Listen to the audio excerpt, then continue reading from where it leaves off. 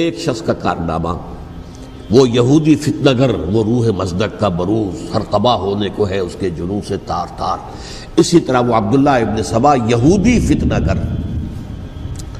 آج اہل تشیع میں سے بعض حضرات کہتے ہیں کہ یہ عبداللہ ابن سبا یہ تو افسانوی شخصیت ہے، اس کی حقیقت کوئی تھی ہی نہیں.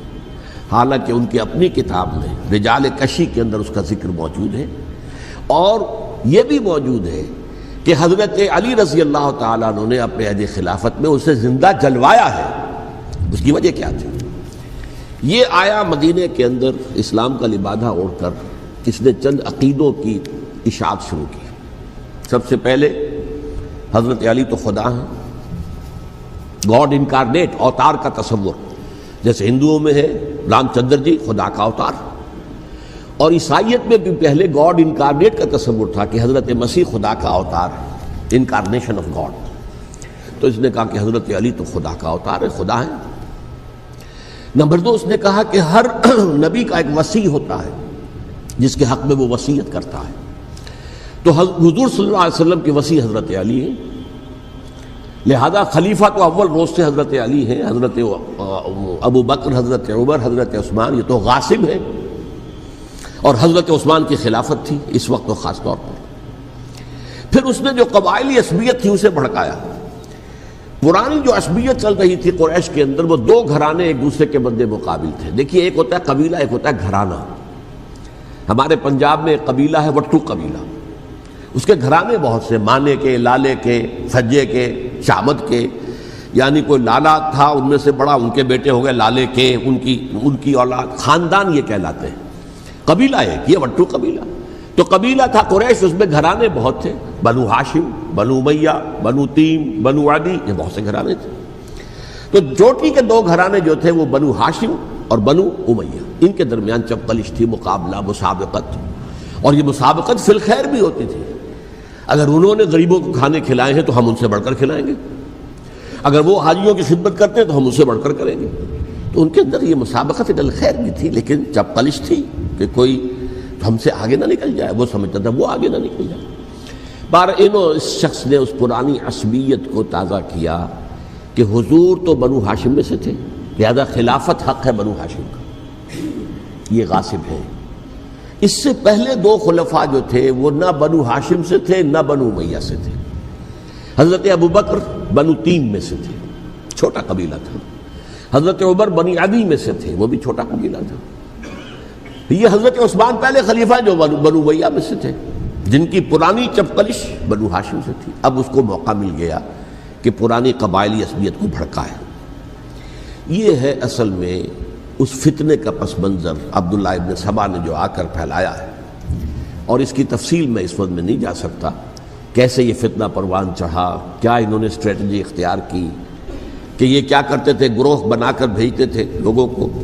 کوفے میں جاؤ تو وہاں پر دمشق کے گورنر کے خلاف اور مصر کے گورنر کے خلاف الزامات لگاؤ، اس نے یہ کیا، وہ غبن کر گیا، وہ یہ کر گیا، وہ خیانت کر رہا ہے، وہ رشتہ داروں کو پال رہا ہے. اور عثمان کے خلاف بھی تقریریں کرو رضی اللہ تعالی عنہ. دمشق میں جاؤ تو کوفے کے گورنر کے خلاف، کیونکہ دمشق کے گورنر کے خلاف بات کرو گے تو لوگوں کو معلوم ہوگا کہ یہ جھوٹ بول رہے ہیں.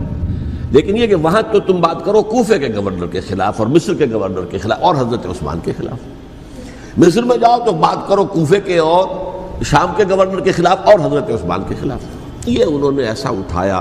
اور اس زمانے میں آپ کو معلوم ہے ذرائع رسل و رسائل تھے نہیں، نہ اس فتنے کی پتہ چل سکا جب تک کہ وہ فتنہ جو ہے پوری طرح برگ و بار لا کر تراور درخت نہیں بن گیا. اس کے نتیجے میں حضرت عثمان رضی اللہ تعالی عنہ شہید ہوئے، اور خلیفہ پھر حضرت علی رضی اللہ تعالی عنہ کو انہی سوائیوں نے، جنہوں نے گھیراؤ کیا تھا، جنہوں نے حضرت عثمان کو شہید کیا ہے، یہی حضرت علی رضی اللہ تعالیٰ عنہ کے ارد گرد ہو گئے. اور حضرت علی رضی اللہ تعالیٰ عنہ بھی نہیں چاہتے تھے خلافت کی بیعت لینا، لیکن آخر کیا کرتے؟ کیا وہ امت کو بغیر خلیفہ کے چھوڑ دیتے؟ حضرت زبیر سے کہا گیا، انہوں نے نہیں مانا، رد کر دی بات. حضرت طلحہ سے کہا گیا، انہوں نے نہیں مانا. حضرت علی سے کہا گیا، اب عشرہ مبشرہ میں سے یہی تو تھے نا، لہذا انہوں نے تسلیم کر لیا، خلافت ہو گئی. لیکن اس کے بعد جو خانہ جنگی ہوئی ہے، اس خانہ جنگی کے نتیجے میں نوٹ کر لیجئے کہ کہ 1,00,000 کے قریب مسلمان ایک دوسرے کی تلواروں اور نیزوں اور برچھیوں اور تیروں سے ختم ہو گئے، ہلاک ہو گئے۔ یہ ہماری تاریخ کا تاریک ترین باب ہے۔ 5 سال، 4.5 سال حضرت علی کی خلافت کے اور 6 مہینے حضرت حسن کی خلافت کے رضی اللہ تعالی عنہ۔ اس سے کیا ہوا کہ ایک طرف تو اسلام کی جو توسیع ہو رہی تھی، تھمتا نہ تھا کسی سے سیل رواں ہمارا، وہ سیلاب رک گیا، انٹرنل سیبوٹاج ہو گئی نا، اب تو اندر ہی آپس ہی میں اگر دست و گریبان ہو گئے تو باہر اب کیا توسیع کرتے ہیں، وہ توسیع کا عمل رک گیا۔ اور یوں سمجھیے کہ جیسے ٹرک اگر کبھی چل رہا ہو، بھرا ہوا ہو، لوڈڈ، اور وہ چڑھائی چڑھ رہا ہو، تو اگر کہیں موشن ٹوٹ جائے، ٹرک کو رکنا پڑے، تو ڈرائیور کے جان پر بن جاتی، اس لیے کہ اس کو دوبارہ سٹارٹ کرنا، اور جبکہ وہ چڑھائی پر ہے، انکلائن پر ہے، آسان کام نہیں ہوتا، خطرہ ہوتا ہے وہ پیچھے جو ہے وہ نہ جائے۔ اور پہاڑی علاقوں میں آپ کو معلوم ہے ذرا پیچھے چلے جانے کا مطلب جو ہے بہت خطرناک جو ہے نتیجہ نکل سکتا ہے۔ بہرحال حضرت علی رضی اللہ تعالیٰ عنہ نے اپنے خلافت میں ایک کام یہ کیا، اب اس کی کیا مصلحتیں تھیں یہ تو انہی کے علم میں ہوگا، ہم قیاس کر سکتے ہیں، میں اس طرف میں نہیں جانا چاہتا۔ ابھی تک خلافت کا مرکز تھا مدینہ منورہ، حضرت ابوبکر، حضرت عمر، حضرت عثمان، وہیں جہاں حضور صلی اللہ علیہ وسلم رہے تھے اور جہاں پر کہ حضور مدفون تھے۔ لیکن حضرت علی نے اپنا مرکز جو ہے وہ کوفہ بنا دیا۔ اچھا، اس کی ایک ظاہری وجہ یہ سمجھ میں آتی ہے کہ اسلام کا جو پھیلاؤ ہو گیا تھا، وہ سلطنت اتنی وسیع ہو گئی تھی کہ مدینہ منورہ بہت جنوب میں اور بڑے صحرا کو عبور کر کے جانا ہوتا تھا۔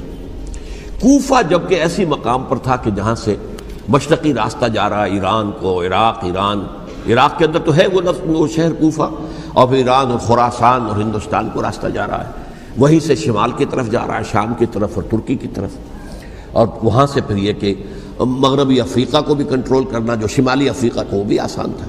بہرحال حضرت علی نے کوفہ کو اپنا مرکز بنایا، اور نتیجہ یہ ہوا کہ سبائیوں کا بھی مرکز وہی بن گیا، چونکہ انہوں نے اپنے آپ کو گردا گرد رکھا حضرت علی کے رضی اللہ تعالیٰ عنہ۔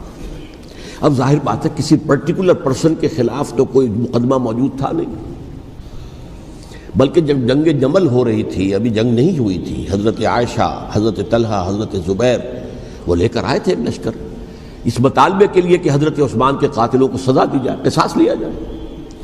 حضرت علی رضی اللہ تعالیٰ عنہ سے گفت و شنید ہو رہی تھی، حضرت علی جو ہے اس پر آمادہ ہو گئے کہ ٹھیک ہے، میں جو بھی قاتلین عثمان ہیں ان کو گرفتار کر کے سزا دوں گا۔ عین اسی وقت کوفے کی مسجد کے اندر جو ہے 10,000 کا مجمع کھڑا ہو گیا، ہم سب قاتل عثمان ہیں، لو ہم سے بدلہ کہاں سے لوگے۔ اور انہوں نے کیا کیا، جاتے ہی جنگ چھیڑ دی، اور جب چھڑ جائے تو یا مرو یا مارو، اس کے علاوہ تو کوئی چارہ کار ہوتا ہی نہیں۔ ایک رات میں 10,000 مسلمان شہید ہوئے، جن میں 2 عشرہ مبشرہ میں سے حضرت زبیر اور حضرت طلحہ رضی اللہ تعالیٰ عنہ۔ تو یہ صورت تھی، سبائیوں نے گھیراؤ کیا حضرت علی کا رضی اللہ تعالیٰ۔ حضرت معاویہ دعوے دار نہیں تھے خلافت کے، قطعاً نہیں، ان کا صرف ایک دعویٰ تھا، اور وہ یہ تھا کہ عثمان کے قاتلوں کو گرفتار کرو، یا خود سزا دو یا ہمارے حوالے کرو، ہم اس سے قصاص لیں گے۔ اس لیے کہ قبیلہ بنو امیہ کا تھا، اور حضرت امیر معاویہ بنو امیہ میں سے، تو ایک خاندانی طور پر جو ہے ہم قصاص لیں گے ان سے جنہوں نے قتل کیا ہے حضرت عثمان کو۔ لیکن یہاں ظاہر بات ہے کہ حضرت علی رضی اللہ تعالیٰ عنہ کی طرف سے مطالبہ یہ ہوتا تھا، تم پہلے میری بیعت کرو، میرے ہاتھ مضبوط کرو تاکہ میں ان کے خلاف کوئی اقدام کر سکوں۔ لیکن انہیں یہ اندازہ تھا کہ اگر میں نے بیعت کی تو ظاہر بات ہے کہ حضرت علی تک پہنچنے سے پہلے مجھے گردن اڑا دیں گے یہ لوگ، اس لیے کہ سبائی جو ہے وہ آپ کو گھیرے ہوئے۔ بہرحال ایک عجیب الجھاؤ، ایک ڈائلیما تھا جس کی وجہ سے یہ جنگ چلتی رہی، اور حضرت علی رضی اللہ تعالیٰ عنہ کو انہی کے شیعان علی ہی کے اندر سے وہ جماعت علیحدہ ہوئی تھی جس کو ہم خوارج کے نام سے جانتے ہیں، اور ایک خارجی ابن ملجم ہی نے حضرت علی کو شہید کیا رضی اللہ تعالیٰ عنہ۔ پھر حضرت حسن رضی اللہ تعالیٰ عنہ، اب دیکھیے کس قدر صحیح بات تھی جو حضرت علی رضی اللہ تعالیٰ عنہ نے فرمائی جب ان سے کہا گیا کہ کیا ہم آپ کے بیٹے حسن کے ہاتھ پر بیعت کر لیں رضی اللہ تعالیٰ عنہ۔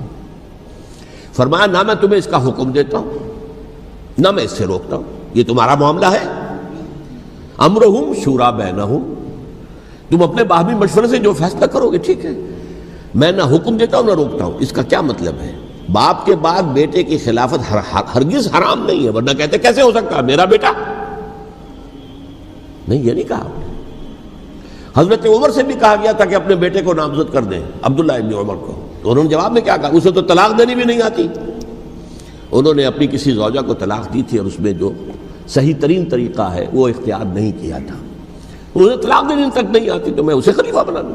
یہ نہیں کہا تھا کہ باپ کے بعد بیٹا خلیفہ نہیں ہو سکتا، یہ تو نہیں تھا. کہیں حرام نہیں ہے، نہ کتاب و سنت میں، نہ کوئی حدیث ہے، نہ کہیں قرآن مجید میں.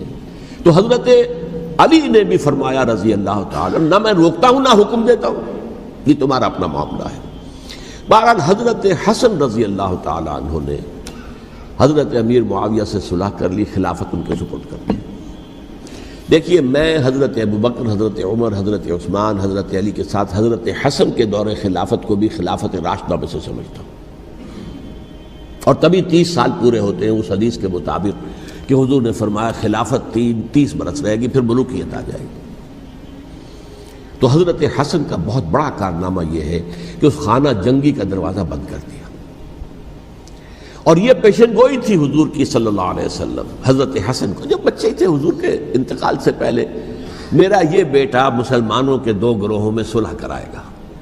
یہ حضور کی پیشن گوئی تھی، اور وہ پیشن گوئی حضرت حسن کے علم میں بھی ہوگی یقیناً. بہرحال انہوں نے صلح کی حضرت امیر معاویہ کے ساتھ رضی اللہ تعالی عنہ، خلافت ان کے حوالے کر دی، اور کچھ شرائط تھیں طے ہو گئی. اللہ خیر صلی اللہ. حضور کی تو یہ پیشن گوئی جو ہے صحیح ثابت ہوئی کہ میرا یہ بیٹا مسلمانوں کے 2 بڑے گروہوں کے درمیان صلح کرا دے گا. اور سبائیوں نے انہیں تانے دیے، یا عار المومنین، اے مومنوں کے لیے موجب عار، موجب شرم، تم نے بزدلی دکھائی ہے، تم نے امیر معاویہ کو خلیفہ تسلیم کر لیا، تم نے بزدلی دکھائی. معاذ اللہ ثم معاذ اللہ ثم معاذ اللہ. اب میں کچھ باتیں حضرت امیر معاویہ کے بارے میں کہنا چاہتا ہوں، اس لیے کہ وہاں اس میں نے حضرت معاویہ کے بارے میں یہ تو بہت شدت کے ساتھ کہا تھا، اور میں اب بھی اس پر قائم ہوں اور پوری طریقے سے قائم ہوں. میرا مستقل موقف یہی ہے کہ حضرت معاویہ رضی اللہ تعالیٰ عنہ کے دور خلافت کو ہم خلافت راشدہ میں شامل نہیں سمجھتے، اہل سنت میں سے کوئی بھی نہیں سمجھتا. لیکن اس کے ساتھ میں نے حضرت امیر معاویہ کے کچھ مناقب بھی بیان کیے تھے، تاکہ پلڑا جو ہے ترازو کا، اس کے دونوں پلڑے سامنے آ جائیں. لیکن یہ کہ وہ حصہ میرے اس بیان کا نکال دیا گیا، ختم کر دیا گیا. یہ میں نہیں جانتا کہ اس میں کیا مصلحت دیکھی گئی ہے. اس میں تو کسی کے لیے کوئی معاملہ ایسا نہیں تھا، کسی کے جذبات کو جو ہے وہ ٹھیس پہنچانے والا. کیونکہ میں نے کہا وہ خلیفہ راشد نہیں تھے، صاف میں نے کہا، بلکہ وہ دور ملوکیت کا آغاز ان سے ہو گیا ہے. بلکہ جب ایک صاحب نے یہ کہا کہ کربلا کے بعد سے دور ملوکیت آ رہی تھی، تو میں نے کہا نہیں جناب، دور ملوکیت تو 20 سال پہلے پوری ہو چکی تھی، شروع ہو چکی تھی. حضرت امیر معاویہ کے بھی 20 سال میں وہ دور ملوکیت میں شمار ہوتے. انہیں کسرى العرب بھی کہا گیا، عرب کے کسریٰ، جو شہنشاہ ایران کا خطاب تھا، حضرت معاویہ رضی اللہ تعالیٰ عنہ کو کسرى العرب کہا گیا، عرب کا کسریٰ یہ. لیکن دوسری طرف یہ ہے کہ وہ صحابی رسول ہیں رضی اللہ تعالیٰ، حضور کے برادر نسبتی بھی ہیں، حضور کے صالح ہیں. ان کی ہمشیرہ ام حبیبہ حضور کی زوجہ محترمہ ہیں، ام المومنین ہیں، ام حبیبہ رضی اللہ تعالیٰ عنہ. پھر کس قدر معتمد علیہ تھے حضور کے کہ کاتبان وحی میں شامل تھے. وحی کی کتابت کرنے والے چند لوگ تھے جنہیں کہ حضور کہتے تھے کہ اب یہ آیت لکھ لو، ان میں سے ایک امیر معاویہ بھی رضی اللہ تعالیٰ. تو بڑے توازن کی ضرورت ہے. دیکھیے صحابہ کرام کا جہاں تک تعلق ہے، اہل سنت کا موقف یہ ہے کہ صحابہ کلہم عدول، صحابہ سب کے سب نیک نیت ہیں، اور ان کی روایت جو ہے قبول کی جائے گی، رد نہیں کی جائے گی، ان پر کوئی جرح و تعدیل نہیں ہوگی. اس لیے کہ ان کا تزکیہ محمد الرسول اللہ صلی اللہ علیہ وسلم نے کیا تھا. لہٰذا یہ تو ہو سکتا ہے کہ کسی صحابی سے کوئی خطا ہو جائے، لیکن وہ خطا اجتہادی ہوگی، نیت کی خطا نہیں ہوگی، نیت کی غلطی نہیں ہوگی. اگر کسی صحابی کی نیت پر حملہ کیا جائے تو یہ اصل میں طعن ہے، حملہ ہے حضور پر کہ وہ تربیت دے ہی نہیں سکے اپنے ساتھیوں کو. معاذ اللہ ثم معاذ اللہ ثم معاذ اللہ، وہ تزکیہ کر ہی نہیں سکے. 3 جگہ جو قرآن میں آیا ہے یتلو علیہم آیاتہ ویزکیہم، تو کیا تزکیہ کیا؟ اگر ان کے قریب ترین ساتھی جو تھے، اگر ان کے اندر بھی بدنیتی تھی اور دنیا کی طلب تھی، اور دنیا کے اندر اقتدار حاصل کرنے کا جذبہ تھا، تو پھر کیا کیا تزکیہ کیا؟ معاذ اللہ ثم معاذ اللہ۔ لہذا صحابہ سب کے سب عدول ہیں اور ان سے اختلاف ممکن ہے، لیکن ان کی نیت پر حملہ نہیں ہو سکتا۔ تو حضرت امیر معاویہ کی شخصیت ایک چیز ہے، آپ کا دور خلافت دوسری چیز ہے۔ شخصیت کے اعتبار سے صحابی رسول ہیں، برادر نسبتی ہیں حضور کے صلی اللہ علیہ وسلم، اور پھر یہ کہ اس قدر معتمد علیہ ہے صحابہ میں سے کہ وہ کاتبان وحی، یہ عام آدمی کے کرنے کا کام نہیں تھا جو وحی کی کتابت کرے، اللہ کے کلام کی۔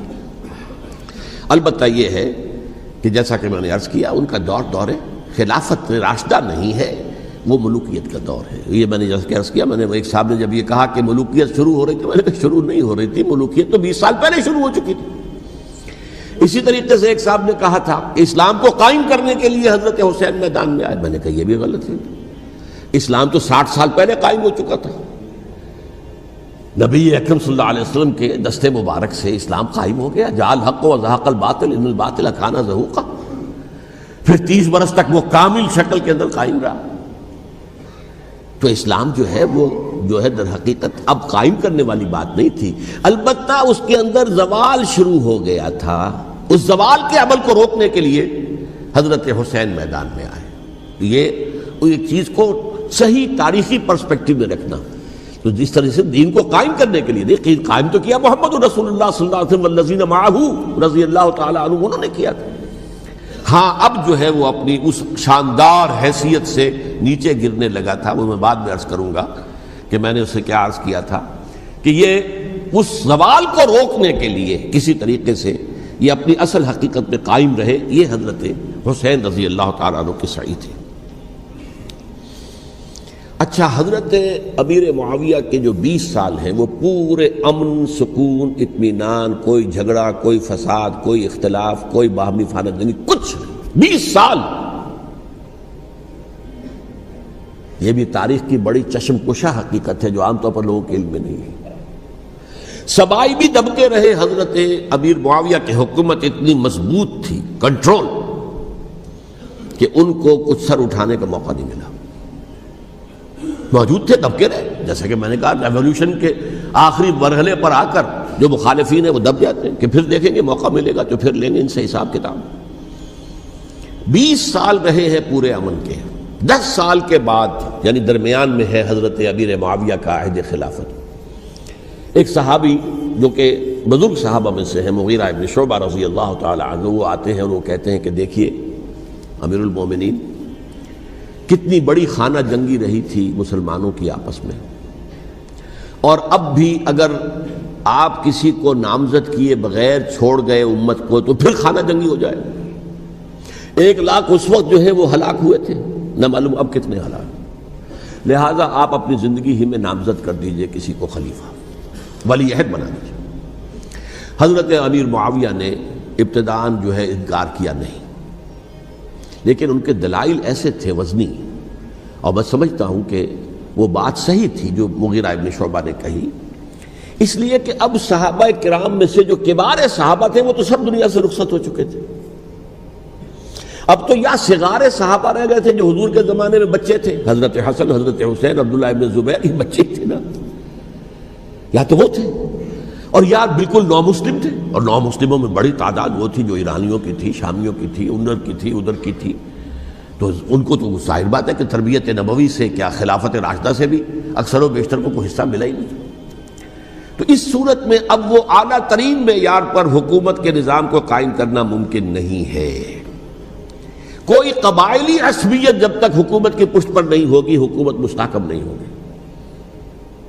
یہ گویا کہ ایک جس کو کہتے ہیں کہ حقیقت بینی، واقعیت پسندی، ایک آئیڈیلزم ہے اور ایک ریئلزم ہے کہ آپ فیکٹس آن دی گراؤنڈ کو غور کریں، سوچیں اس کے اوپر اور پھر کوئی فیصلہ کریں۔ اس اعتبار سے پھر حضرت امیر معاویہ نے بات مان لی اور بیعت لے لی لوگوں سے حضرت یزید کے لیے کہ یہ خلیفہ ہوں گے میرے بعد، اس کو ولی عہدی کہتے ہیں۔ اچھا، اس وقت 5 افراد ایسے تھے کہ جنہوں نے اس سے اختلاف کیا، یہ بات بہت اہم ہے۔ میرا کتابچہ ہے سانحہ کربلا، اس کے کچھ نسخے آج یہاں ہوں گے، آپ لوگ پڑھیے اسے غور سے اور پھیلائیے تاکہ حقیقت سامنے آئے۔ 5 افراد کون تھے جو ہونے چاہیے؟ ابو بکر فوت ہو گئے، ان کے بیٹے عبد الرحمن ابن ابی بکر، عمر فوت ہو گئے، ان کے بیٹے عبداللہ ابن عمر، عباس فوت ہو گئے، ان کے بیٹے عبداللہ ابن عباس، زبیر فوت ہو گئے، ان کے بیٹے عبداللہ ابن زبیر، اور حضرت حسن جو ہے ان کا انتقال ہو چکا تھا، حضرت علی کے بیٹے حضرت حسین رضی اللہ تعالی عنہ اجمعین۔ حضرت حسن کے بارے میں ایک فریق کا کہنا یہ ہے کہ انہیں زہر دے کر ہلاک کیا گیا، اہل تشیع کا قول یہ ہے، جبکہ اہل سنت کہتے ہیں کہ نہیں، وہ اپنی جو بھی طبی موت تھی اس سے ان کی وفات۔ لیکن میں اس میں نہیں جانا چاہتا، اس لیے کہ یہ مائکرو ہسٹری جو ہے نا، وہ تو ایک ایک واقعے کے لیے ادھر کی روایات کیا ہیں، ادھر کی کیا ہیں، ان کے پاس کیا دلائل ہے، یہ تو کسی ریسرچ اسکالر کا موضوع ہے، میرا موضوع نہیں ہے۔ لیکن بہرحال یہ 5 حضرات تھے جنہوں نے ولی عہدی کی بیعت نہیں کی، لیکن حضرت معاویہ اتنے حلیم الطبع انسان تھے، انہوں نے جبر نہیں کیا، کوئی تشدد نہیں کیا۔ ٹھیک ہے، ولی عہدی کی بیعت نہیں کر رہے، کوئی بات نہیں، میری بیعت تو کی ہوئی ہے نا، ابھی تو میں زندہ ہوں، بات ختم ہو گئی، میری بیعت کو تو نہیں توڑا انہوں نے، فسخ بیعت نہیں کی۔ اس اعتبار سے انہوں نے نہ کوئی تشدد کیا، نہ جبر کیا، نہ کوئی مواخذہ کیا۔ لیکن جب امیر معاویہ کا انتقال ہو گیا، اب ولی عہدی کی بجائے وہ اب خلافت کی بیعت ہوئی، سب لوگوں نے بیعت کر لی۔ ان 5 میں سے ایک فوت ہو چکے تھے، حضرت عبد الرحمن ابن ابی بکر فوت ہو چکے رضی اللہ تعالی، 4 تھے، ان 4 میں ایک اختلاف ہوا۔ 2 کی رائے یہ تھی، عبداللہ ابن عمر، عبداللہ ابن عباس، کہ اگرچہ یہ کام غلط ہوا ہے، اسلام کی روح کے منافی ہوا ہے، یہ بادشاہت کی بنیاد پڑ رہی ہے، لیکن یہ بات ایسی نہیں ہے کہ اس کی بنا پر ہم خانہ جنگی شروع کروا دیں، امت کے اندر خون خرابہ کروائیں، فساد کروائیں، لہذا انہوں نے بیعت کر لی۔ اب کوئی اگر یہ کہے معاذ اللہ کہ وہ بک گئے تھے یزید کے ہاتھ میں، معاذ اللہ ثم معاذ اللہ، وہی بات آپ اختلاف کر سکتے ہیں کہ انہیں نہیں کرنی چاہیے تھی، یہ کوئی رائے رکھے، مجھے اختلاف نہیں، لیکن ان کی نیت پر حملہ کریں گے تو حملہ محمد رسول اللہ پر ہوگا صلی اللہ علیہ وسلم۔ عبداللہ ابن عمر کون ہیں؟ کتنی حدیثیں ان سے جو ہے وہ منقول ہیں۔ عبداللہ ابن عباس کون ہیں؟ جنہیں حضور نے جو ہے جن کے لیے دعا کی تھی، اے اللہ فقہہ فی الدین وعلمہ التاویل، اے اللہ اس نوجوان کو دین کا فہم عطا کر اور قرآن کی تعویل اور تفسیر کا علم عطا کر، حبر الامہ کہلاتے ہیں۔ وہ کہیں پیسوں اور ٹکوں کے عوض بک جانے والے نہیں تھے، انہوں نے امت کی مصلحت دیکھی، نیت جو ہے اس پر حملہ نہ کیجئے، البتہ اختلاف کا حق آپ کو حاصل ہے۔ 2 حضرات جو ہے ڈٹے رہے کہ نہیں، ہمیں کم وٹ میں ریزسٹ کرنا ہے۔ عبداللہ ابن زبیر عمر کے اعتبار سے وہ بڑے ہیں، مسلمانوں میں سب سے پہلے ولادت مدینے میں جا کر جو ہوئی ہے وہ عبداللہ ابن زبیر کی ہوئی ہے۔ ہجرت کر کے جب مہاجرین وہاں پہنچے، کچھ عرصے تک کسی کے ہاں کوئی اولاد نہیں ہوئی، تو لوگوں نے تانے دینے شروع کر دیے کہ معلوم ہوتا ہے کہ یہاں آ کر یہ مکے کے رہنے والے جو ہیں کمزور ہو گئے ہیں، ان کی اولاد ہی نہیں ہو رہی۔ پھر عبداللہ ابن زبیر کی ولادت ہوئی ہے، یہ حضرت ابو بکر کے نواسے ہیں، حضور کی زوجہ محترمہ حضرت عائشہ کی بہن، حضرت دیکھیے ابھی نام نکل گیا ہے جی، حضرت اسماء رضی اللہ تعالی عنہا عنہما، یہ ان کے صاحبزادے ہیں، حضرت زبیر کے بیٹے۔ ان کا فیصلہ ہوا کہ ہمیں رجسٹ کرنا ہے کم وقت میں، ایٹ اینی کاسٹ۔ حضرت حسین ابن علی رضی اللہ تعالی عنہما کا بھی فیصلہ ہوا کہ ہمیں رجسٹ کرنا ہے کم وقت میں۔ البتہ ان میں بھی ایک اختلاف ہو گیا، یعنی یہ 2 تو جڑے رہے، ان 2 میں اختلاف ہو گیا۔ عبداللہ ابن زبیر کا کہنا یہ تھا کہ ہمیں حجاز میں رہنا چاہیے، یہ سرزمین ہے جس میں نبوت کی برکات سب سے زیادہ ہیں، یہاں ہم مضبوط قلعے کے اندر ہیں، ہمیں یہاں سے جو ہے رجسٹ کرنا چاہیے اور ختم کرنا چاہیے اس نظام کے اندر جو خرابی آ گئی اس کو۔ حضرت حسین رضی اللہ تعالیٰ عنہ کے پاس خطوط کا تانتا بنا ہوا تھا، کوفے سے لوگ خط لکھ رہے تھے، آئیے آئیے آئیے، ہم آپ کے ہاتھ پر بیعت کریں گے، ہم آپ کے ہاتھ پر بیعت کریں گے، ہم آپ کے ہاتھ پر بیعت کریں گے۔ یہی وہ کوفہ جو حضرت علی کا دارالخلافہ رہا تھا اور جو پھر سبائیت کا گڑھ بن گیا تھا۔ چنانچہ حضرت حسین نے حضرت مسلم بن عقیل کو بھیجا وہاں پر کہ میرے نمائندے کی حیثیت سے جا کر وہاں پر بیعت لو۔ 10-12 ہزار افراد نے بیعت کر لی، لیکن اس کے بعد یزید کی طرف سے گورنر بنا کے بھیجا گیا ابن زیاد کو۔ ابن زیاد نے آ کر جو تشدد کیا اور سختی کی تو سب کے سب بیعت توڑ کر اور سب منحرف ہو گئے. مخلصین تو وہ تھے نہیں. الکوفی لایوفی، کوفی جو ہے وہ تو کوئی وعدہ وفا کرنے والا ہوتا ہی نہیں، بیعت توڑ دی. فمن نقص فانما ينقص على نفسه، بیعت کے بعد بیعت توڑ دینا بہت بڑا گناہ ہے، توڑ دی. ادھر اطلاع مل گئی حضرت حسین کو، چل چکے تھے وہ، راستے میں تھے کہ وہاں تو مسلم بن عقیل شہید ہو گئے اور سب لوگوں نے بیعت توڑ دی. اب واپس جانا چاہتے تھے لیکن مسلم بن عقیل کے بیٹے جو ہے اڑ گئے. یہ عرب کی اپنی ایک جو ہے پرانی ان کی حمیت اور ان کا قبائلی نظام کہ اب ہم اپنے والد کے خون کا قصاص لیے بغیر نہیں جائیں گے. حضرت حسین رضی اللہ تعالیٰ عنہ کی مروت اور شرافت کہ یہ میرا ساتھ دینے کے لیے آئے تھے، اب میں ان کا ساتھ نہ دوں تو یہ تو شرافت اور مروت کے خلاف ہے. کہا اچھا چلو چلتے. وہاں جا کر بھی عین اپنے میدان کے اندر بھی حضرت حسین رضی اللہ تعالیٰ عنہ نے 3 چیزیں پیش کی ان کوفیوں کے لشکر کے خلاف. سب سے بڑا لشکر کے اندر سب سے بڑے تو کوفی تھے جنہوں نے بیعتیں کی ہوئی تھی حضرت حسین کے ساتھ. دیکھو مجھے جانے دو واپس حجاز کی طرف، یا مجھے سرحدوں پر بھیج دو تاکہ میں کافروں کے ساتھ جنگ کرتے ہوئے اپنی جان دے دوں، یا مجھے یزید کے پاس جانے دو، میں اپنا معاملہ اس سے طے کر لوں. لیکن کوفیوں کو یہ گوارا نہیں تھا. اگر یہ یزید کے پاس پہنچ گئے تو ہمارا کچا چٹھا بیان کر دیں گے کہ مجھے تو ان لوگوں نے برگلا کر بلایا تھا.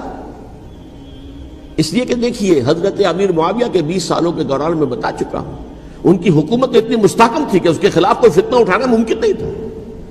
اب چونکہ ایک چینج اوور ہوا تھا، اور چینج اوور میں آپ کو معلوم ہوتا ہے کہ ایک جس کو کہتے ہیں every thing is in the melting پاٹ، ابھی تو یہ درمیان کے اندر معاملہ ہے، تو انہیں موقع ملا. سر اٹھایا حضرت حسین رضی اللہ تعالیٰ عنہ کو، جو خطوط لکھے جس کے کہ تھیلے کے تھیلے اور بوریوں کی بوریاں بھری ہوئی حضرت حسین کے ساتھ تھی، وہ کہا کہ آئیے ہم آپ سے بیعت کریں گے. انہوں نے نہیں مانا. اور اصل میں حضرت حسین کے قاتل وہ کوفی ہیں، وہ بزدل، وہ منافق جنہوں نے بیعت کر کے بیعت توڑی. اور اب وہ آ گئے کہ اگر یہ حسین رضی اللہ تعالیٰ عنہ بچ کر کہیں یزید کے پاس پہنچ گئے تو پھر ہمارا کچا چٹھا جو ہے وہ سامنے آ جائے گا اور ہماری پھر شامت آ جائے گی. لہذا انہوں نے قتل کیا حضرت حسین کو رضی اللہ تعالیٰ. ایک بات جو علامہ ڈاکٹر قلب صادق نے فرمائی، اور مجھے میرے علم میں یہ بات پہلے نہیں تھی، وہ یہ کہ حضرت حسین کے قتل کا فتویٰ ایک بہت بڑے مفتی نے دیا تھا. یہ بات بھی ذرا سمجھ لیجیے. حضرت حسین رضی اللہ تعالیٰ عنہ کے قتل کا فتویٰ ایک بہت بڑے مفتی نے دیا تھا. کیوں دیا تھا؟ اس لیے کہ حضور کی احادیث موجود ہیں کہ جب ایک شخص کی ایک خلیفہ کی بیعت ہو جائے تو دوسرا اگر کھڑا ہو تو اسے قتل کر دو. کھلی حدیث. اسی لیے ایک بہت بڑے مفسر بھی ہیں، فقیہ بھی ہیں، قاضی ابن العربی رحمۃ اللہ علیہ. ایک ابن عربی ہیں الف لام کے بغیر، ابن عربی، وہ بہت بڑے صوفی ہیں، فلسفی ہیں، اندلس کے ہیں. یہ قاضی ابن العربی ہیں جنہوں نے قرآن کی ایک تفسیر لکھی ہے اس اعتبار سے کہ صرف ان آیات کی تفسیر جن سے کہ فقہی احکام جو ہیں ان کا استنباط ہوتا ہے. یہ 2 تفسیریں اس طور سے لکھی گئی ہیں قرآن مجید کی. احکام القرآن ان کا نام ہے دونوں کا، جن میں سے ایک جو ہے قاضی ابن العربی کی ہے. ان کا ایک جملہ نقل ہوتا ہے، قتل الحسین بسیف جدہ، حسین قتل ہو گئے اپنے ہی نانا کی تلوار سے. وہ تلوار کیا تھی؟ جب کسی کی بیعت ہو چکی ہو پھر کوئی کھڑا ہو مدعی خلافت، قتل کر دو. میرے نزدیک حضرت حسین مدعی خلافت نہیں تھے. یہ بات اس وقت سامنے لوگوں کے نہیں آئی، بلکہ حکومت نے یہ باور کرا دیا کہ یہ تو باغی ہے، یہ مدعی ہے خلافت کے. انہوں نے تو دعویٰ نہیں کیا خلافت کا، وہ تو صرف اس عمل کو روکنے کے لیے میدان میں آئے تھے. اور اس بات کو اچھی طرح سمجھ لیجئے کہ اس وقت تک یہ جو تصور آج ہمارے پاس ہے کہ ریاست علیحدہ ہے، حکومت علیحدہ ہے، state of Pakistan, we are loyal to the state of Pakistan, ہم ریاست پاکستان کے وفادار ہیں، گورنمنٹ آف پاکستان کے وفادار نہیں ہیں. We are not loyal to the government. Government تو کبھی بے نظیر کی تھی، ہم اس کے خلاف تحریک چلا رہے تھے، یا کبھی کسی اور کی تھی اس کے خلاف تحریک چل رہی ہے، یا کبھی ضیاء الحق کی تھی اس کے خلاف تحریک چل رہی ہے۔ گورنمنٹ کو بدلنا تو عوام کا حق ہے، آج، اس وقت نہیں تھا۔ اس وقت ریاست اور حکومت کا کوئی فرق نہیں تھا، لہذا جو حکومت سے اختلاف کرے گویا کہ باغی ہے۔ یہ ہے اصل میں وہ پیچیدہ مسئلہ کہ کیوں کسی مفتی نے فتویٰ دے دیا، اس لیے کہ اس وقت تک ریاست اور حکومت کا فرق واضح نہیں تھا دنیا پر۔ یہ تو ابھی کوئی 100-150 سال کی بات ہے کہ آج ہمارا جو پولیٹیکل سائنس کا ایولیوشن ہوا ہے وہ اس اسٹیج تک پہنچ گیا ہے کہ اسٹیٹ علیحدہ ہے، حکومت علیحدہ ہے۔ حکومت تو اسٹیٹ کے 3 آرگنز میں سے ایک آرگن ہے، ایڈمنسٹریشن حکومت کی ہے، جوڈیشری ہے اور لیجسلیچر ہے، 3 آرگنز ہیں بڑے بڑے، ان میں سے ایک ہے۔ تو حکومت کو بدلنا تو عوام کا حق ہے، چاہے وہ ووٹ کے ذریعے بدلیں، چاہے ایجیٹیشن، اگر پرامن ایجیٹیشن ہے اس سے حکومت کو بدلنے کا حق حاصل ہے دستوری طور پر ہر اعتبار سے۔ اس وقت یہ نہیں تھا، لہذا صورتحال یہ بن گئی کہ حکومت وقت نے باور کرا دیا مسلمانوں کو، ورنہ سوچئے نواسۂ رسول کو قتل کرنا کوئی آسان کام تھا؟ آخر سب کلمہ گو تھے کہ نہیں تھے؟ کلمہ گو تو تھے نا، اور حضور سے عقیدت اور محبت میں کمی، لیکن یہ کہ فتویٰ، اگر ایک بہت بڑے مفتی کا، جو کہ حضرت علامہ ڈاکٹر قلب ثاقب صادق صاحب نے فرمایا، مجھے اس مفتی کا نام بھی معلوم نہیں، کہ ایک مفتی ہی کا فتویٰ تھا وہ، جس کے بنا پر اب ان لوگوں نے حضرت حسین کو قتل کیا، اور یہی وجہ ہے کہ انہوں نے پھر خیموں کو بھی آگ لگا دی۔ وائی، حالانکہ دیکھیے اگر دشمنی کا انتقام ہوتا تو حضرت علی بن حسین جو بیمار تھے، جو بعد میں زین العابدین رحمت اللہ علیہ کے نام سے پھر یہ اہل تشیع کے چوتھے امام معصوم ہیں، حضرت علی، حضرت حسن، حضرت حسین، اور پھر حضرت علی بن حسین زین العابدین رحمت اللہ علیہ، کیا ان کو بھی قتل کر دیتے؟ حضرت حسین کی نسل ختم ہو جاتی، لیکن نہیں کیا۔ آگ کیوں لگائی؟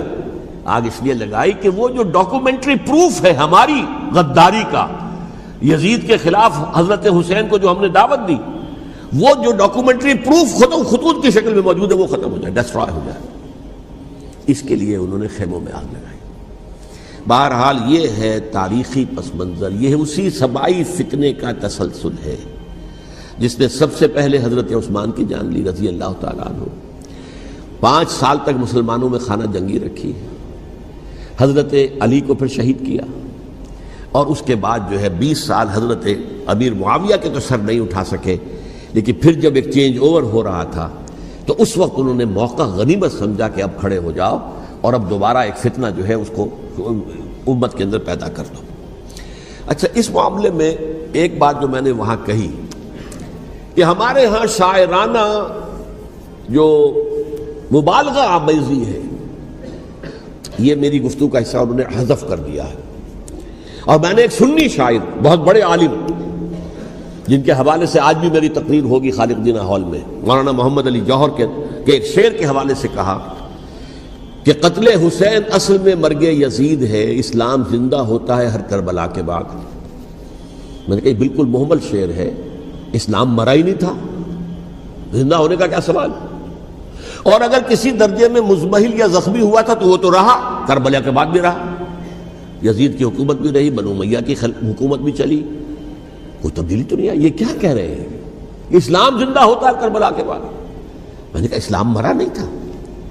جیسے میں نے یہ کہا کہ ملوکیت جو ہے وہ اب شروع نہیں ہوئی، ملوکیت تو 20 برس پہلے شروع ہو چکی تھی حضرت امیر معاویہ کے، لیکن ظاہر بات ہے کہ حضرت حسن نے، حضرت حسین نے اس کو قبول کیا، اور حضرت حسین نے تو پھر 10 سال تک ولی عہدی جو تھی چاہے بیعت نہیں کی، لیکن اس کے خلاف میدان میں آ کر چیلنج تو نہیں کیا۔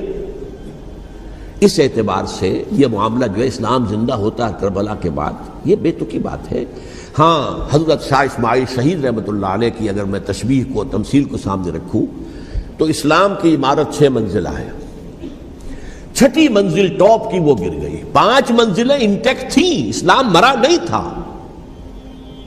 عدالت میں شریعت کے مطابق فیصلے ہو رہے تھے، قاضی تھے، مفتی تھے، شریعت نافذ تھی، اسلام کہاں مرا تھا؟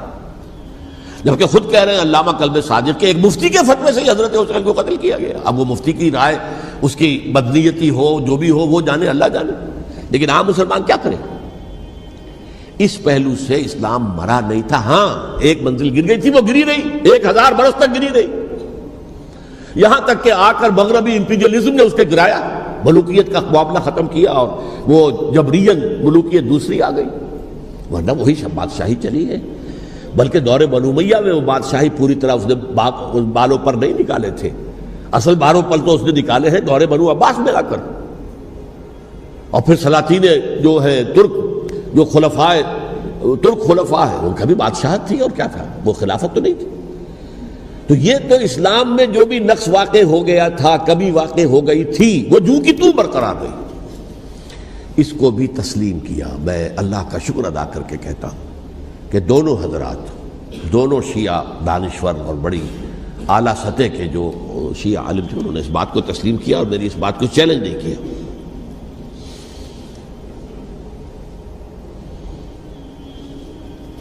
اصل میں تیسری بات میں نے یہ کہی کہ دیکھیے حضرت حسین رضی اللہ تعالی عنہ کی اس شہادت کے بعد، اس کے بعد واقعہ حرہ بھی ہوا، جو واقعہ کربلا سے بھی بعض اعتبارات سے زیادہ بھیانک اور زیادہ گھناؤنا واقعہ بنو امیہ کی تاریخ ہے، جس کو لوگ جانتے ہی نہیں. مدینہ کے کچھ لوگوں نے بغاوت کی اور انہوں نے اس کے خلاف فوج بھیجی، اور فوج کو جب مدینہ فتح کر لیا 3 دن کے لیے حلال کر دیا، جو چاہو کرو، یہاں جسے چاہو مارو، جسے چاہو لوٹو، جس کا گھر چاہو برباد کرو، جس عورت کو چاہو ریپ کرو. اور یہ مدینہ النبی کے اندر ہوا. تو کاٹ کھانے والی ملوکیت کے اندر بہت سے واقعات ہوئے. عبداللہ ابن زبیر کھڑے ہوئے، انہوں نے حکومت قائم کی تھی، لیکن یہ کہ وہ تو 6 سال کے لیے کامیاب بھی رہے، ایک حکومت قائم کی، بنو امیہ کے ہاتھ پر بیعت نہیں کی، بالآخر ان کی حکومت بھی ختم ہو گئی. پھر حضرت زید کھڑے ہوئے، انہوں نے بغاوت کی، وہ بھی ناکام رہ گئے. پھر بنو عباس میں کھڑے ہوئے حضرت نفس زکیہ، حضرت حسن رضی اللہ تعالیٰ عنہ کے اولاد میں سے، وہ بھی ناکام ہو گئے، شہید ہو گئے. پھر یہ سمجھ لیا گیا کہ اب یہ جہاں تک چھٹی منزل ہے وہ تو دوبارہ تعمیر نہیں ہو سکتی. یہ تو جس کی لاٹھی اس کی بھینس، جس کے پاس طاقت ہوگی اس کی حکومت ہوگی، جس کا قبیلہ زیادہ قوی ہوگا، جس قبیلے میں زیادہ عصبیت ہوگی، مضبوط ہوگا، متحد ہوگا، طاقتور ہوگا، اسی کی حکومت ہوگی. البتہ اس کے نیچے لوگوں کے اخلاق کی اصلاح کرو. صوفیاء کرام نے وہ کام اپنے ذمے لیا، اور بالکل وہی کام ہے کہ جو ائمہ اہل بیت کرتے رہے. حضرت حسن کی اولاد میں پھر حضرت علی بن حسین رضی اللہ تعالی، حضرت حسین کی اولاد میں پھر امام محمد باقر، امام محمد جعفر صادق، اور اس کے بعد بھی 5 اور، کسی نے بغاوت نہیں کی. جیسے علماء کرام کام کر رہے تھے اور جیسے صوفیاء کرام کام کر رہے تھے، ایسے ہی وہ مسلمانوں کی علمی تربیت، روحانی تربیت و تزکیہ کر رہے تھے. کسی نے حکومت کو چیلنج نہیں کیا. نوٹ کر لیجیے اس بات کو.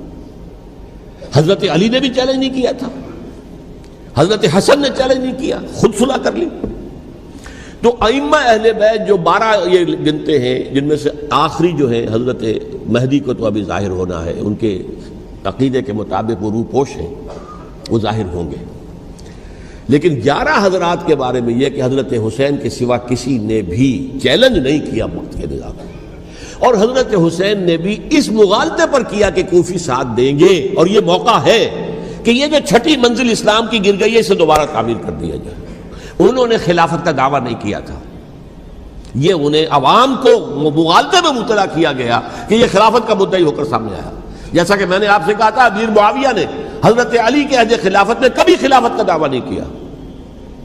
مدعی خلافت نہیں تھے وہ تو یہ کہتے تھے کہ قاتلان حسین جو ہے، قاتلان عثمان کو سزا دو، قصاص دو، بس. اسی طرح حضرت حسین نے بھی. اب دیکھیے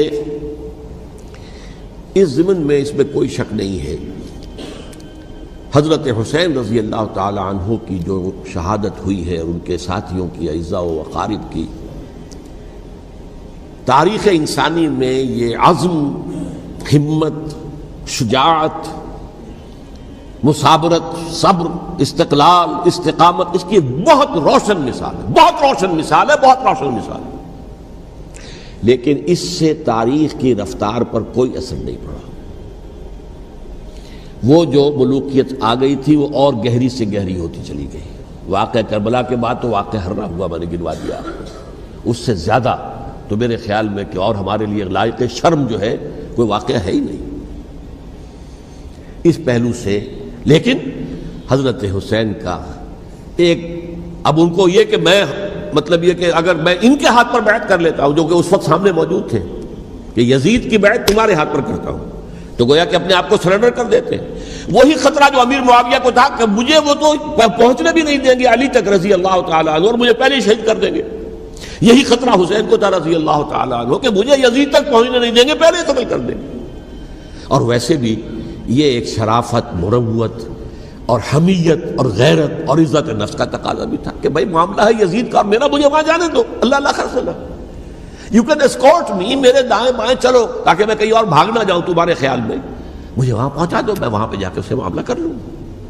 لیکن انہوں نے قتل کیا، اصل قاتلان کوفی، وہی سبائی۔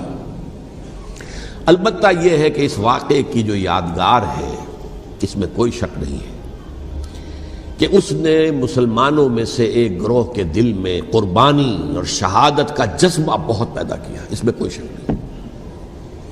اور جس طریقے سے کہ عاشورہ محرم میں یاد منائی جاتی ہے، جس طریقے سے اس نے اہل تشیع کے اندر قربانی کا جذبہ بے انتہا پیدا کر دیا، اگرچہ وہ جذبہ بروئے کار نہیں آتا، اس لیے کہ ان کے ہاں یہ عقیدہ ہے، یہ طے ہے کہ جب تک حضرت مہدی ظاہر نہیں ہوں گے ہم کسی کے خلاف بغاوت نہیں کریں گے۔ یہ پوری تاریخ میں ان کا معاملہ رہا، تمام جو ہے ائمہ اہل بیت کا معاملہ رہا، جب تک مہدی نہیں آتے keep sitting and keep waiting, wait and see, that's آل۔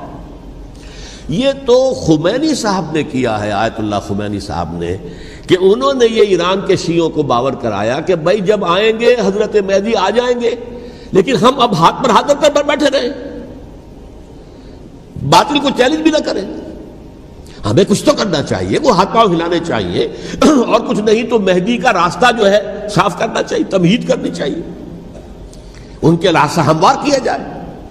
تو یہ ان کی بڑی عظمت ہے آیت اللہ خمینی صاحب کی کہ اہل تشیع ایران کے جو ہے ان سے انہوں نے یہ بات منوا لی کہ ہم بالکل انرٹ نہیں بیٹھے رہیں گے، بلکہ اب انہیں نائب امام قرار دے کر اور ولایت فقیہ کے فلسفے کے حوالے سے، یہ دو چیزیں ان کی جو ہیں بنیادی فلسفے کی ہیں، وہ اس وقت میرا موضوع نہیں ہے، انہوں نے عوام کو ایسا کھڑا کیا ہے کہ 20,000 سے لے کر 30,000 کے درمیان انسانوں نے جانیں دے دی، عورتوں کے جلوس نکلے، شیرخوار بچہ گود میں ہے عورت کے اور گولی کھا رہی ہے اور مر رہی ہے، گر رہی ہے۔ آپ سوچئے زندگی کتنی عزیز ہوتی ہے، اور شیرخوار بچے کے لیے ماں کی جو زندگی ہے، اس ماں کو اپنی زندگی کتنی عزیز تر ہوگی کہ اپنے لیے نہیں تو اس بچے کے لیے مجھے جینا ہے، لیکن نہیں، گولیاں کھائیں اور گری۔ یہ جذبہ انہی میں ہے۔ واقعہ یہ ہے کہ اہل سنت کے اندر یہ جذبہ نہ ہونے کے برابر ہے، یہ میں واشگاف الفاظ میں کہہ رہا ہوں۔ پورے عالم اسلام میں صرف شیعہ ایران ایسا نکلا ہے کہ جس نے بادشاہت کا خاتمہ کیا، باقی سعودی عرب میں بادشاہت بیٹھی ہوئی ہے، ڈٹ کر بیٹھی ہوئی، اربوں ڈالر کا ایک ایک محل بنتا ہے ان بادشاہوں کا، اور سنی سن ہے، سن، کوئی حرکت نہیں۔ وہ تو اب جو حرکت ہو رہی ہے وہ اینٹی امریکن حرکت ہے جو ہو رہی ہے، وہ در حقیقت وہ مسئلہ بالکل دوسرا ہے جو اس وقت ہو رہا ہے، لیکن یہ کہ عالم اسلام میں کوئی تحریک ایسے نہیں اٹھی۔ یہ اہل تشیع میں ہے جو بالکل استثنائی بات ہے کہ انہوں نے جو ہے ایسا بادشاہ جس کو کہا جاتا تھا کہ اس کا جو اسلحہ خانہ ہے وہ ایشیا میں سب سے بڑا اسلحہ خانہ ہے، جو 2500 سالہ پرانی جو ایک عظمت تھی ایران کی، اس کو دوبارہ تازہ اور زندہ کرنا چاہتا تھا۔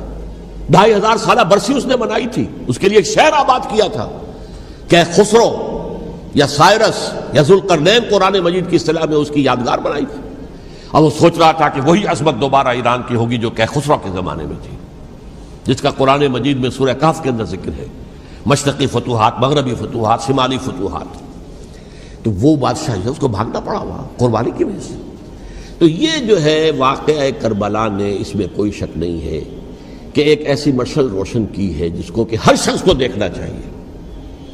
یہ بھی انسان، جیسے کہ اقبال نے ایک شعر کہا تھا غالب کے لیے، فکر انسان پر تیری ہستی سے یہ روشن ہوا ہے، پرے مرغ تخیل کی رسائی تاک ہو جا، تو فکر انسان پر حضرت حسین کی قربانی سے یہ واضح ہوا ہے کہ انسان کس حد تک جا سکتا ہے قربانی دینے کے لیے اپنے کسی مقصد کے لیے۔ مقصد ان کا جو تھا، میں نے اسی لیے آیت پڑھی تھی، معاذ اللہ ثم معاذ اللہ۔ میں ایک آخری بات جو کہہ رہا ہوں وہ نوٹ کر لیجئے، ایک خاص انتہائی نقطۂ نظر کے عام کیے جانے کی وجہ سے سنیوں میں بھی ایک انتہائی رد عمل پیدا ہوا ہے، ایکسٹریم رائٹسٹ سنیز۔ اگر ایک طرف سے حملہ کیا گیا ہے حضرت عثمان کی نیت پر، ان کو خیانت کا الزام لگایا گیا، ان پر اقربا پروری کا الزام لگایا گیا، حضرت ابو موسیٰ شریف پر خیانت اور غداری کا الزام لگایا گیا، یہ ساری چیزیں اگر صحابہ کرام کے اوپر ہوئی ہیں، امیر معاویہ پر، امیر اور عمرو بن العاص پر، تو جواب میں کچھ لوگ کھڑے ہو گئے، حضرت علی وہ اقتدار کے طالب تھے، معاذ اللہ ثم معاذ اللہ ثم معاذ اللہ۔ یہ اہل سنت کا موقف نہیں ہے۔ حضرت حسین اقتدار کے طالب تھے، ہرگز نہیں، ہرگز نہیں، ہرگز نہیں۔ وہی اصول جو میں نے بتایا تھا سب کے لیے لاگو رہے گا، وہ امیر معاویہ کے لیے ہے تو حضرت علی کے لیے بھی، حضرت حسین کے لیے بھی ہے۔ یہ نیک نیت ہے، آپ ان کی کسی رائے سے اختلاف کر سکتے ہیں لیکن ان کی نیت پر حملہ نہیں کریں گے۔ نیت پر حملہ کریں گے آپ کا ایمان بالرسالت جو ہے وہ مجروح ہو جاتا ہے۔ یہ رسول کے ساتھ بھی ہے، رسول نے ان کا تزکیہ کیا، یتلو علیہم آیاتہ ویزکیہم، اس کا سارا عمل محمد کا کیا ہوا ہے صلی اللہ علیہ وسلم۔ تو صحابی کے معاملے میں یہ ہمارے ہاں ان کو اہل سنت جو ہیں، جو معتدل مزاج کے، اور اکثریت ان کی، یہ تو چند لوگ ہیں، ذرا قلم چلا لیتے ہیں تو ان کی بہت سی کچھ چھوٹی چھوٹی کتابیں بھی شائع ہو گئی ہیں بہت، لیکن انہیں اہل سنت نے قرار دیا ناسبی یا خارجی۔ جیسے خوارج نے کہا تھا حضرت علی بھی کافر ہیں اور حضرت امیر معاویہ بھی کافر ہیں، حضرت عمرو بن العاص بھی کافر ہیں، معاذ اللہ ثم معاذ اللہ۔ ایسے ہی کچھ لوگ حضرت حسین پر بھی الزام لگاتے ہیں کہ اقتدار کی ہوس اور طلب کے اندر انہوں نے یہ سارا سفر کیا تھا، اور بس یہ ہے کہ وہ جو بازی تھی وہ ہار گئے، اللہ اللہ خیر صلی اللہ، اس سے آگے کیا ہے معاملہ؟ نہیں، معاذ اللہ ثم معاذ اللہ۔ اسی لیے میں نے آیت آج جو پڑھی تھی ایک اور جو بہت بظاہر آپ کو معلوم ہوئی ہوگی، غیر متعلق ہے میرے آج کے عنوان سے، تلک الدار الآخرۃ نجعلھا للذین لا یریدون علوا فی الارض ولا فسادا۔ یہ سورہ قصص کے آخری آیات میں سے، دیکھو یہ آخرت کا گھر جو ہے وہ ہم خاص کر دیں گے ان لوگوں کے لیے جو اس زمین میں اپنے اقتدار کے طالب نہیں ہوتے۔ زمین میں اقتدار کے طالب ہوگے فساد ہو جائے گا، تم بھی طالب میں بھی طالب، جھگڑا ہوگا، لڑائی ہوگی، دنگا ہوگا، فساد ہوگا۔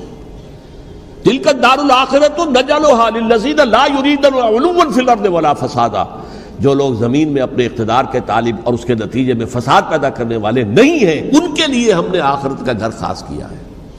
والعاقبۃ للمتقین، اور عاقبت جو ہے، انجام کار، آخرت جو ہے وہ تو متقیوں کے لیے ہے۔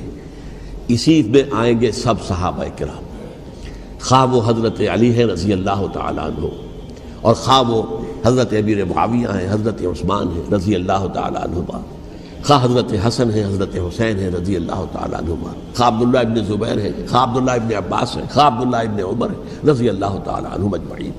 اس اصول کو سامنے رکھ کر اختلاف آپ کر سکتے ہیں کسی سے بھی، لیکن کسی کی نیت پر حملہ کریں گے تو اصل میں آپ کا ایمان بالرسالت مجروح ہو جائے گا۔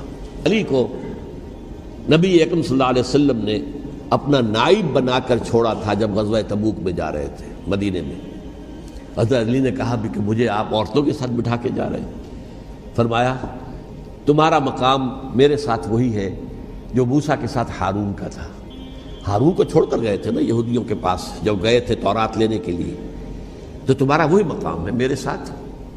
تو یہ حضرت علی ہے رضی اللہ، ان کے بارے میں میرا، ان کی کیا عظمت میری نگاہ میں۔ تو یہ 3 کتابچے ہیں، مجھے نہیں معلوم تیسرا یہاں ہے یا نہیں ہے، بہرحال آپ لوگوں کو ریکمینڈ کر رہا ہوں کہ ان کا مطالعہ کریں۔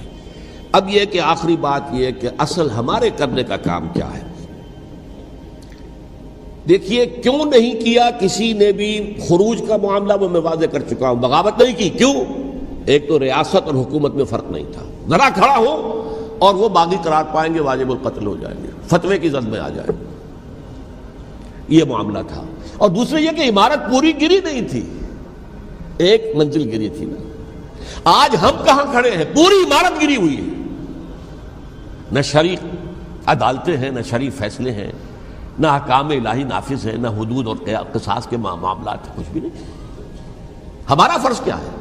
حضرت حسین کی مدح کرتے رہیے، تعریف کرتے رہیے، صحابہ کرام کی مدح کرتے رہیے، مدح صحابہ، اس کے لیے مجلسیں قائم ہو رہی۔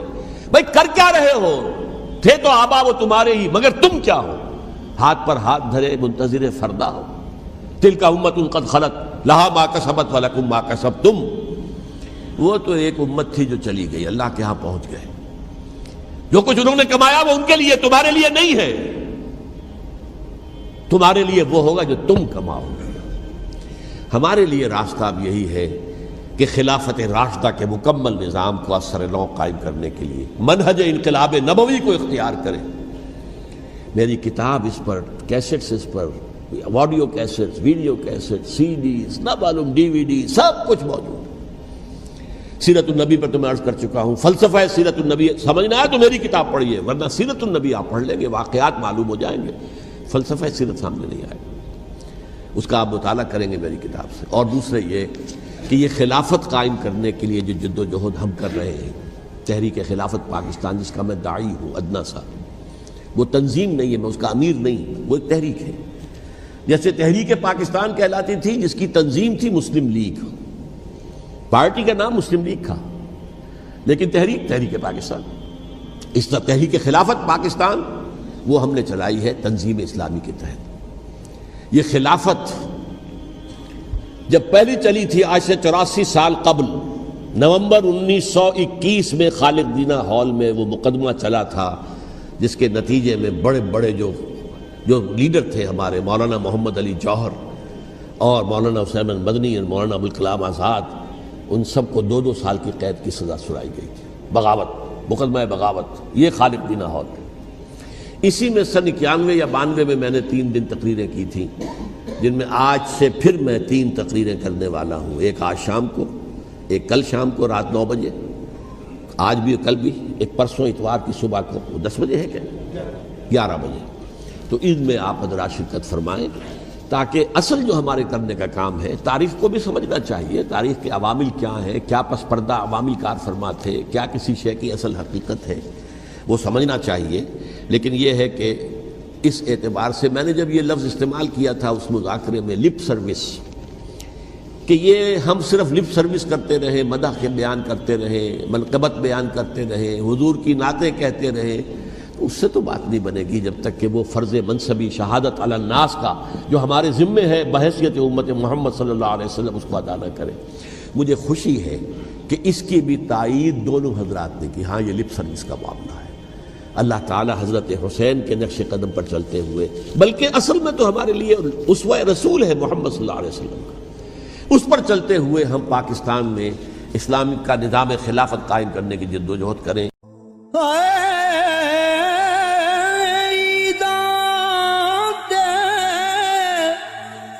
شب رات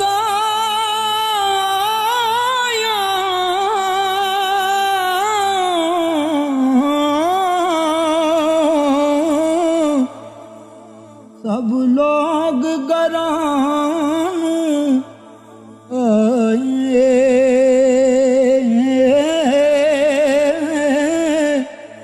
او نہیں آئے او پرت محمد